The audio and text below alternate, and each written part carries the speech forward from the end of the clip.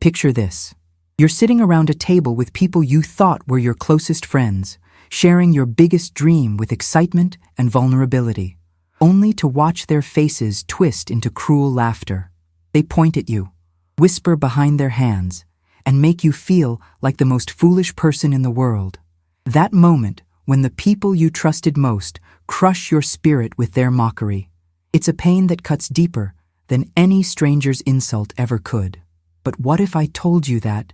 Sometimes those moments of deepest humiliation become the exact fuel you need to prove everyone wrong in the most spectacular way possible. Hi, I'm Tina, and I'm here with you today like a friend who's been through it all and understands exactly how it feels when people doubt you. I've seen countless stories of triumph over adversity, but this one will leave you speechless. Today, I'm bringing you the incredible journey of someone who went from being laughed at by friends to seeing their face shine bright on a billboard in the heart of downtown, proving that sometimes the biggest dreams require the biggest courage to pursue them against all odds. In the next few minutes, you're going to witness a transformation so powerful that it will make you question every doubt anyone has ever planted in your mind about your own potential. You'll see how one moment of cruel laughter became the catalyst for a success story that nobody saw coming. And trust me, you need to stay until the very end, because the final revelation will give you chills and might just change how you view your own dreams forever. If this resonates with you, please give this video a like and consider subscribing to join our community of dreamers and believers. Now, let me take you into this extraordinary story. Emma Rodriguez had always been the dreamer in her group of friends. At 28, she worked as a night shift clerk at a local grocery store in Denver. But her heart belonged to something much bigger. Every evening before her shift started, she would sit in her tiny apartment, surrounded by sketches, fabric samples, and fashion magazines she collected from the store's recycling bin. Emma dreamed of becoming a fashion designer, of seeing her creations worn by people around the world, of having her own brand that would inspire others to embrace their unique style. Her friends, Jessica, Marcus, and David, had known Emma since high school. They were the type of people who had settled into comfortable routines. Jessica worked at the bank, Marcus managed a local restaurant, and David sold insurance. They weren't bad people, but they had long ago given up on the big dreams they once shared as teenagers. When life became predictable and safe, they started viewing anyone who still chased ambitious dreams as naive or unrealistic. It was on a Friday night at their usual hangout spot, a small diner called Murphy's, when Emma made the decision to share her biggest secret with them. She had been working on a collection for months, staying up after her grocery store shifts, teaching herself pattern making through YouTube videos, and saving every penny she could to buy materials. Her small apartment had become a makeshift studio, with a sewing machine she'd bought secondhand and bolts of fabric stacked against every wall. "Guys, I have something incredible to tell you," Emma began, her eyes sparkling with excitement as she pulled out her phone to show them photos of her designs. "I've been working on something amazing. I'm going to submit my collection to New York Fashion Week. I know it sounds crazy, but I've been researching, and there's this emerging designer showcase that accepts applications from unknown talents." The reaction wasn't what she had hoped for.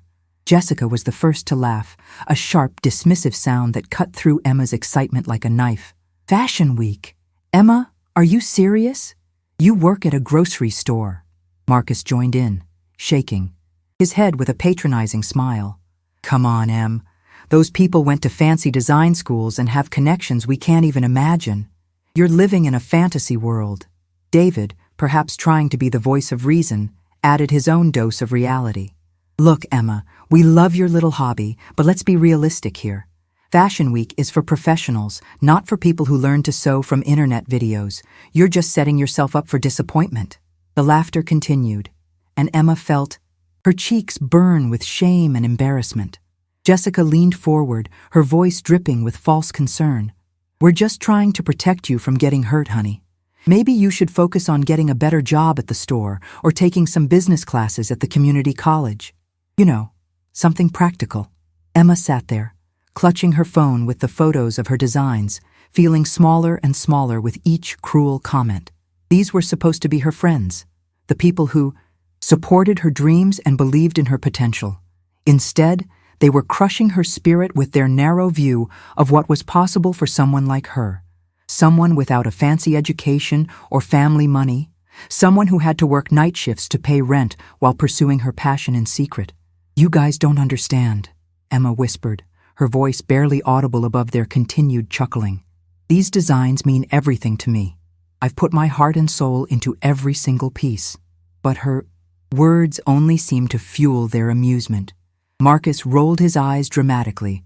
"Heart and soul don't pay the bills, Emma, and they certainly don't get you into Fashion Week.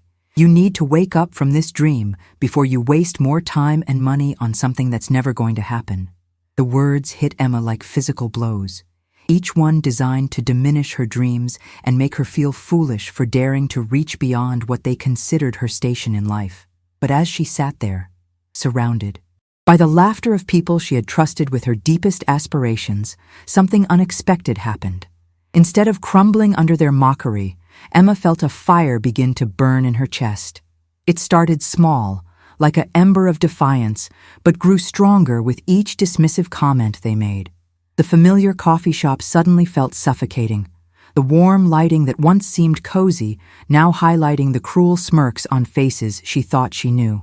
Emma's hands trembled slightly as she gripped her portfolio tighter, the leather cover worn smooth from countless hours of dreaming over its contents. The scent of roasted beans that had once comforted her now seemed bitter, mixing with the taste of betrayal that coated her tongue like ash. "You know what?" she said quietly, standing up from the booth and gathering her things. "Maybe you're right. Maybe I am living in a fantasy world. But at least I'm living, not just existing in the same small bubble, afraid to dream of anything bigger than what I can see from my front door."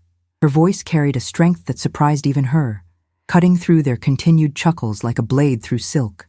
The worn wooden table between them suddenly felt like an ocean, separating her from people who had become strangers in the span of a single conversation.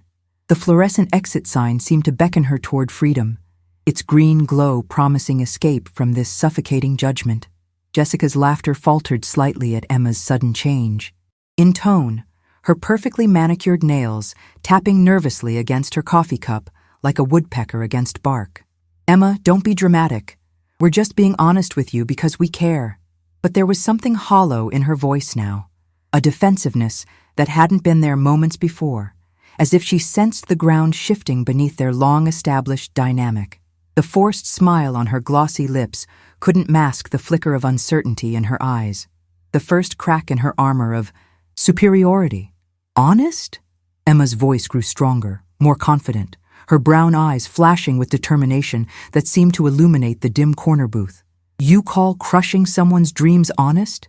You call telling your friend that she's not good enough, smart enough, or worthy enough to chase her passion being honest? If that's your version of caring, then maybe I need to find better friends." The silence that followed was deafening, broken only by the distant hum of the espresso machine, and the uncomfortable shifting in their seats. Even the other patrons seemed to sense the tension, their conversations dropping to whispers as if witnessing something sacred and terrible unfold. She walked out of Murphy's that night with their laughter still echoing behind her, but instead of feeling defeated, Emma felt liberated. The cool evening air hit her face like a baptism, washing away years of doubt and self-limitation that had been carefully cultivated by people who claimed to love her. That night, under the streetlights that cast long shadows on the empty sidewalk, Emma made herself a promise that would change everything. She pulled out her phone and dialed the number she had memorized, but never dared to call, her heart pounding with equal parts terror and exhilaration as the phone rang once, twice, 3 times before a professional voice answered. The months leading up to Fashion Week were a whirlwind of preparation that tested every ounce of Emma's determination and creativity. She had to request unpaid leave from the grocery store, which meant living on her savings while investing every penny she could into her collection. The showcase committee provided some support, but most of the expenses for fabric, models, hair and makeup, and transportation to New York fell on Emma's shoulders. Emma transformed her small apartment into a full-scale production facility. She moved her bed into the living room to turn her bedroom into a proper design studio. Every surface was covered with sketches, fabric swatches, and partially completed garments. She worked 18-hour days, fueled by coffee and the burning desire to prove that dreams could become reality with enough dedication and hard work. The most challenging part wasn't the physical demands of creating an entire collection. It was the isolation. Emma realized that she had been so focused on her friendship with Jessica, Marcus, and David that she hadn't cultivated other relationships with people who shared her passions and ambitions.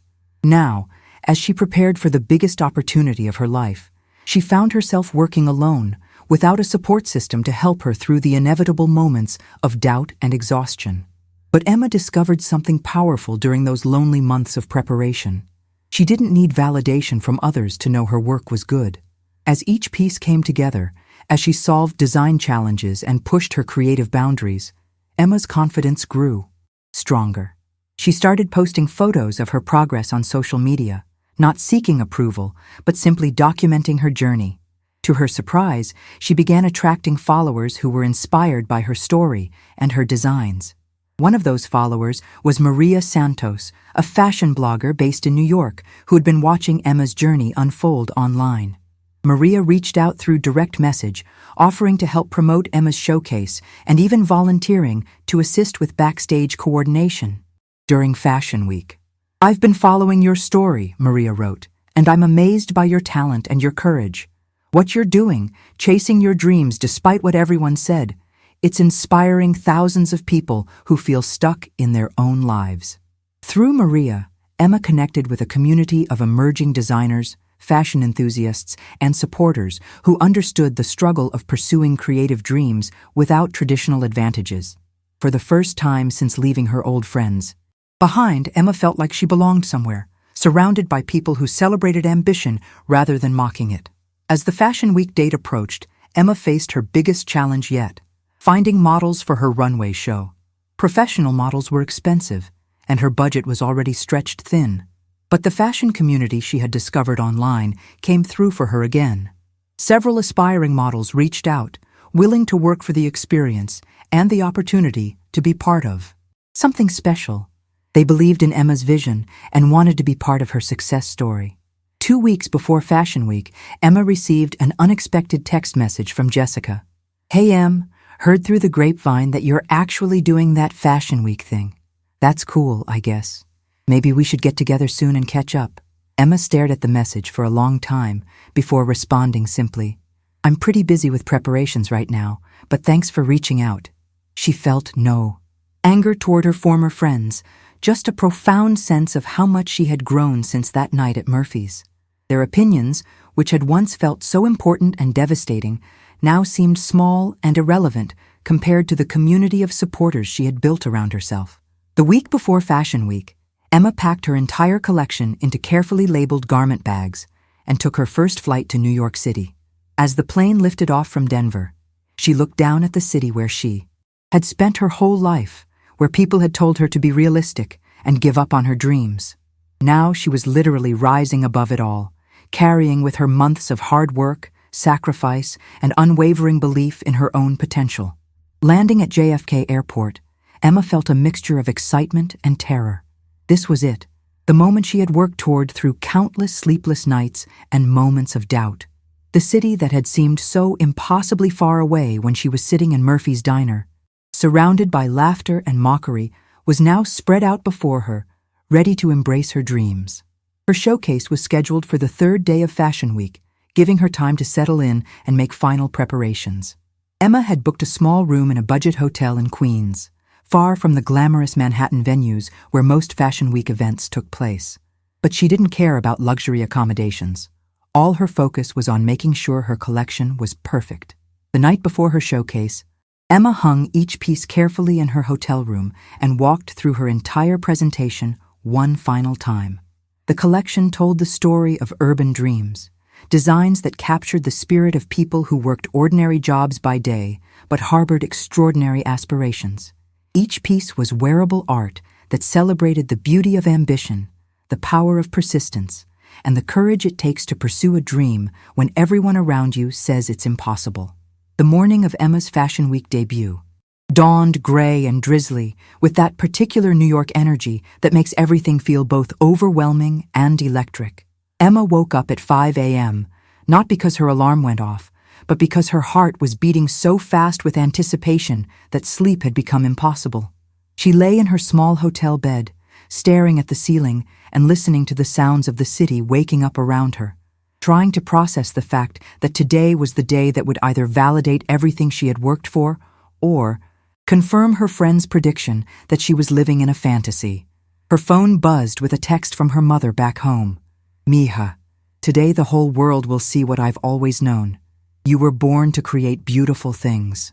Emma smiled, remembering how her mother had saved every penny to help her buy fabric when money was tight, never once suggesting that her dreams were too ambitious or unrealistic.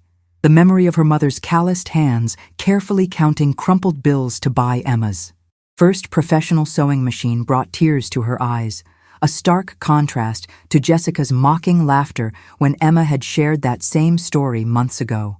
But as Emma got ready, carefully applying her makeup and choosing an outfit that made her feel confident and professional, she realized that her friends' opinions no longer held the power they once had over her emotions.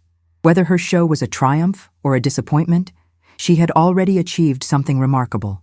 She had believed in herself enough to try, to risk failure, to put her dreams on display for the world to judge. That courage alone was a victory, regardless of what happened on the runway. The venue for emerging designer showcases was a converted warehouse in Brooklyn, far less glamorous than the main Fashion Week venues in Manhattan, but buzzing with creative energy and possibility. Emma arrived 3 hours before her showtime, her arms full of garment bags and her heart full of determination. The backstage area was controlled chaos, with designers making last-minute adjustments, models getting fitted, and hair and makeup artists transforming ordinary people into runway-ready visions. Maria Santos was there waiting for Emma, just as she had promised, along with 2 other fashion bloggers who had been following Emma's journey online. "Emma!" Maria called out, rushing over with a warm embrace. "I am so excited for today. Your collection is going to blow everyone away." As Emma began setting up her area, backstage, she was amazed by the supportive atmosphere among the emerging designers. Unlike the competitive, cutthroat environment she had imagined, everyone was genuinely encouraging, sharing safety pins and bobby pins, offering words of encouragement, and celebrating each other's achievements. It was the complete opposite of the dismissive attitude she had encountered from her old friends. The models Emma had connected with online arrived on schedule, and as they tried on her designs, Emma felt a surge of pride she had never experienced before. Her creations, which had existed only in her tiny apartment for months, were now being worn by beautiful people who moved with confidence and grace.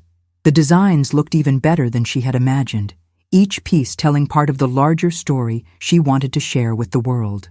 "These are incredible, Emma," said one of her models, a young woman named Ashley who was also pursuing her dreams as an actress. "I feel so powerful wearing this. You've created something that makes people feel beautiful and strong at the same time." As showtime approached, Emma could hear the audience gathering in the venue's main space. Through a crack in the curtain, she glimpsed fashion editors, photographers, buyers, and other industry professionals taking their seats. Her heart raced as she realized that some of these people had the power to change her life with a single positive review or buying decision. But then Emma remembered something important. She wasn't here to please everyone or to prove her worth to people who had already made up their minds about what was possible for someone like her. She was here to share her vision, to celebrate the dreams of urban dreamers everywhere, and to honor the months of hard work that had brought her to this moment. The show began, and Emma watched from the side of the runway as designer after designer presented their collections. Each show was unique, telling different stories through fabric and silhouette, color and texture. When it was almost time for Emma's presentation, she gathered her models for a final pep talk. "Ladies, what we're about to do isn't just a fashion show," Emma told them, her voice steady and confident. "We're telling the story of everyone who has been told their dreams are too big, too unrealistic, too impossible. We're showing the world that extraordinary things can come from ordinary places when someone has the courage to believe in themselves. On the far, announcer's voice echoed through the venue. Next, we present Emma Rodriguez with her collection Urban Dreams. Emma felt a moment of pure terror, followed immediately by a wave of calm determination. This was her moment, and she was ready for it. The first model stepped onto the runway, wearing Emma's opening look, a stunning jacket that combined the structure of professional wear with street-inspired details and sustainable materials. The audience's reaction was immediate and positive, with audible sounds of appreciation and the rapid clicking of cameras capturing every angle. One by one, Emma's models walked the runway, each wearing a piece that represented months of Emma's creativity, determination, and hope. The collection flowed beautifully, telling the story of urban ambition through clothes that were both aspirational and accessible, professional and personal, sophisticated and real. As the final model walked the runway, wearing Emma's show-stopping finale piece, a gorgeous evening gown made entirely from repurposed materials that somehow looked both environmentally conscious and red carpet ready, the audience erupted in spontaneous applause. Emma felt tears streaming down her face as she realized that her collection hadn't just been well received, it had been genuinely celebrated by people who understood and appreciated fashion at the highest level. The thunderous applause seemed to echo through every fiber of her being, washing away years of doubt and rejection. She watched as photographers frantically captured every angle of her creation, their camera flashes creating a constellation of light that felt like the universe itself was acknowledging her triumph. Industry veterans who had seen countless shows nodded in genuine approval, their expressions reflecting not just politeness, but authentic admiration for what they were witnessing. The creative director of a major European fashion house leaned forward in his front row seat, his usually stoic demeanor cracking into what could only be described as genuine wonder, while beside him, a prominent fashion blogger furiously typed notes on her phone, her fingers barely able to keep up with her racing thoughts about this unexpected revelation. When it came time for Emma to take her designer walk, stepping onto the runway to acknowledge the audience's appreciation, she felt like she was floating. The young woman who had been laughed at in a Denver diner just months earlier was now receiving a standing ovation at New York Fashion Week. Her legs trembled slightly as she made her way down the runway, but each step felt more confident than the last. The bright lights that had once seemed intimidating now felt like a warm embrace, and the sea of faces looking up at her were no longer strangers, but witnesses to her incredible journey. But more than the external validation, Emma felt a deep sense of personal satisfaction. She had proven to herself that dreams weren't just fantasies. They were possibilities waiting for someone brave enough to pursue them. As she reached the end of the runway, she paused for a moment, her eyes scanning the crowd until they landed on a familiar face in the third row, her high school art teacher, Mrs. Rodriguez, who had driven all the way from Denver just to be there, tears of pride streaming down her weathered cheeks as she applauded with fierce determination. The moment she stepped backstage, her phone buzzed incessantly with notifications. Text. Messages poured in from numbers she didn't recognize. Emails from fashion magazines flooded her inbox, and her Instagram followers were climbing by the thousands each minute. "Emma, this is Anna Winter's office," came a voice she'd only dreamed of hearing as a well-dressed woman approached with urgency in her step. "She'd like to schedule a meeting with you tomorrow morning." Emma's hands shook as she processed the words, remembering how she used to stare at Vogue covers in that same Denver coffee shop, imagining what it would feel like to have her designs featured in those glossy pages. The surreal nature of her transformation felt almost too overwhelming to grasp. Her phone rang, and she saw Jake's name on the screen. "Emma, we're watching the live stream back home, and everyone at Murphy's is going absolutely insane," he shouted over background cheering that she could clearly hear through the phone. "Sarah's crying, Mike's buying rounds for the whole bar, and Mrs. Henderson from the bakery keeps saying she always knew you'd make it big."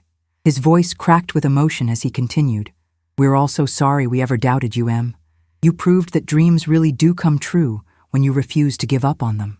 The success of Emma's Billboard campaign created a ripple effect that extended far beyond the fashion industry. Local news stations picked up the story of the Denver woman whose face now graced billboards across the country, and Emma found herself being invited to speak at universities, women's entrepreneurship conferences, and creative workshops. Her message was always the same: dreams require courage, persistence, and the willingness to believe in yourself even when others don't. The irony wasn't lost on her that the same face her friends had mocked was now inspiring thousands of people across the nation to pursue their own seemingly impossible aspirations. Standing before packed auditoriums, Emma would often think back to that painful evening when her dreams had been met with cruel laughter, and she would feel a deep sense of gratitude for the strength she had found within herself to continue despite their discouragement. Each speaking engagement became a testament not just to her success, but to the transformative power of refusing to let others define your limitations. The thunderous applause that greeted her at each venue was a stark contrast to the silence that had followed her initial announcement of her modeling aspirations.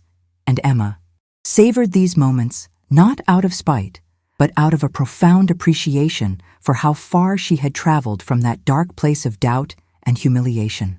During one of these speaking engagements at the University of Colorado, Emma was approached by a journalism student who was working on a feature about local success stories.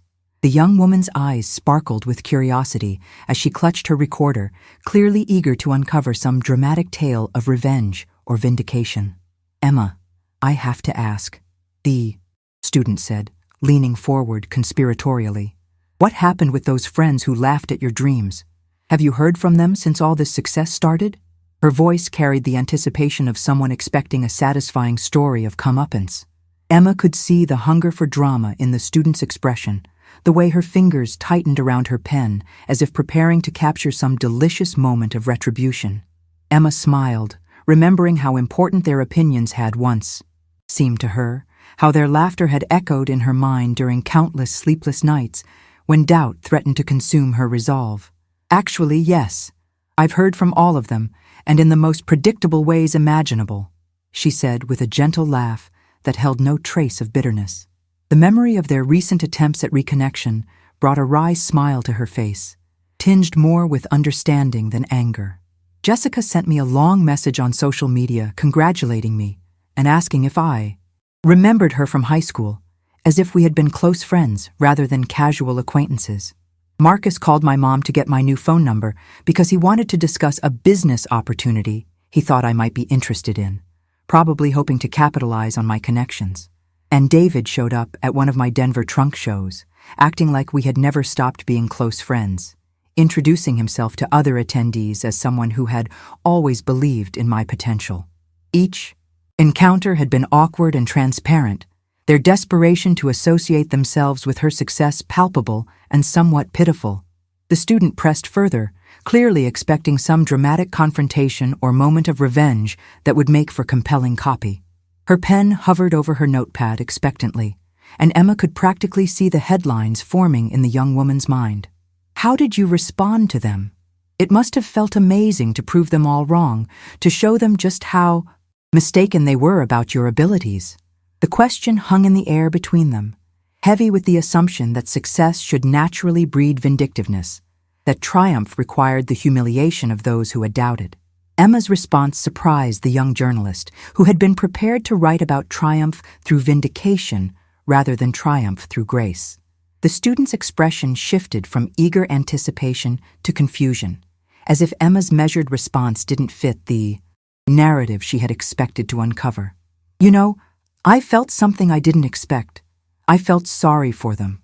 Not in a condescending way, but genuinely sad that they lived in such a small world that someone else's dreams seemed impossible to them. I realized that their laughter that night wasn't really about me or my designs at all.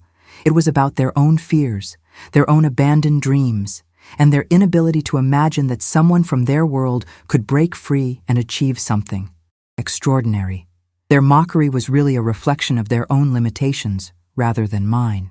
Emma's voice carried a wisdom that had been hard-earned through months of processing the pain and emerging stronger, her words reflecting a maturity that success had both demanded and rewarded.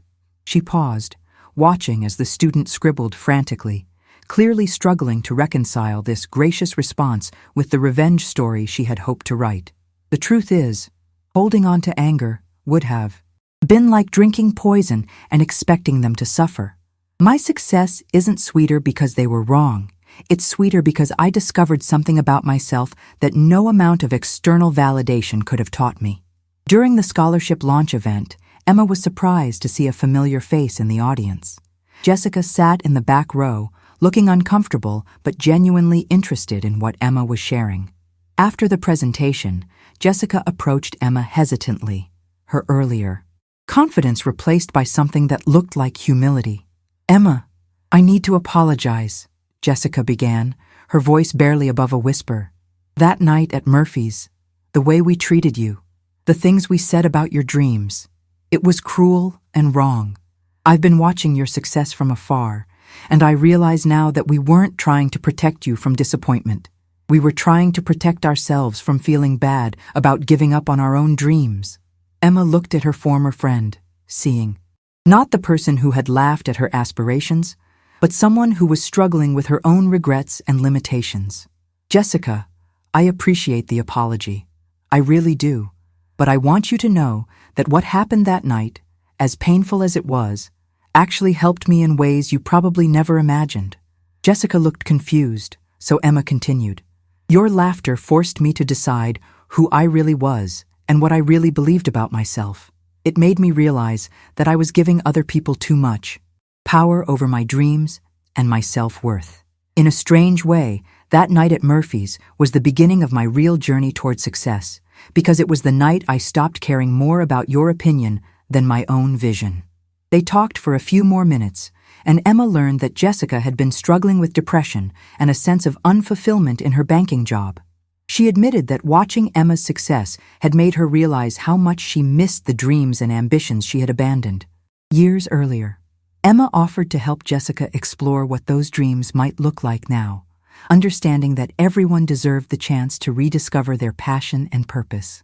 This encounter reinforced Emma's belief that success wasn't about proving others wrong or getting revenge on people who had doubted her.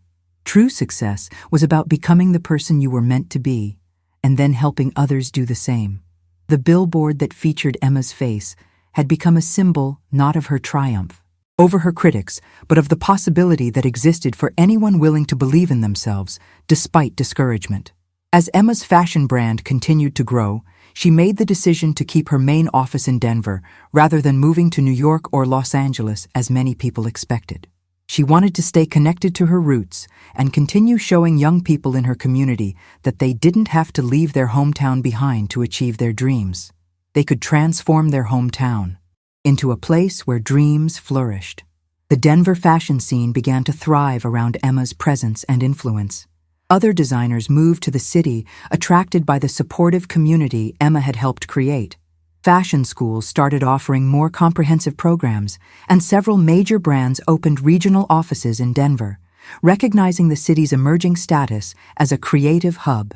Emma's story became a case study in business schools and entrepreneurship programs, not just for her success in the fashion industry, but for her approach to building a business that created opportunities for others while staying true to her values and vision.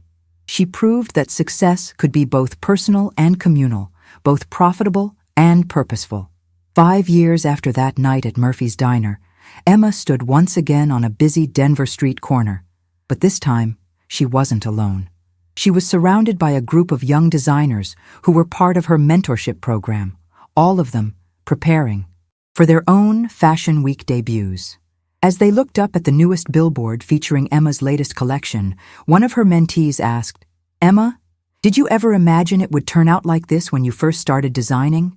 Emma smiled, thinking about all the nights she had spent sewing in her tiny apartment, all the moments of doubt and fear, all the times she had questioned whether she was crazy to believe her dreams could become reality.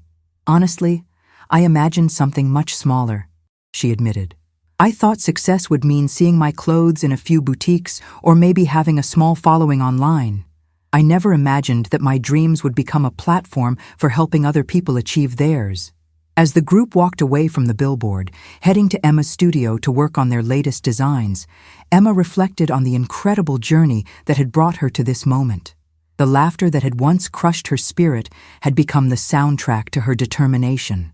The boy, friends who had told her she was living in a fantasy, had inadvertently pushed her toward a reality more beautiful than any fantasy she could have imagined. Emma Rodriguez had become living proof that dreams, no matter how impossible they might seem to others, are always worth pursuing. Her face on that downtown billboard wasn't just an advertisement for fashion. It was a beacon of hope for anyone who had ever been told their dreams were too big, too unrealistic, or too impossible to achieve.